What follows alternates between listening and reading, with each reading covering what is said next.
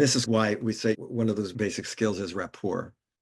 And so rapport is going to always help. So that's one of the basic things that's going to help you to get that sense of some sort of level of trust. But the other side, of course, is how do you, in some ways, like when I'm working with a company or I'm working with people, you somehow need to frame, it's like giving your credentials in a certain way. And maybe those credentials are not necessarily formal credentials. Sometimes, not, in fact, I see this often with people. They keep trying to get another certificate or another degree or something because they think that's going to give them the ethos. But the ethos starts with your own self. You've got to believe in yourself, right? You've got to step into this role. And you'll see, again, I think in the next thing we do is going to give you some interesting insights into that. So it's about you becoming, when you say, okay, to become credible, it starts actually with my presence. And ultimately, ethos is not about all the external things. It's not the external awards, the external stripes or whatever. It's going to, ultimately it comes from your presence.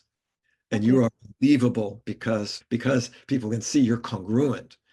And then you can add to that. You can share about sometimes you have credibility just because your life experience. Sometimes you have credibility, like when I started working with big companies, I didn't have some kind of a degree in anything like that, just no NLP. But what I knew is that I could help them.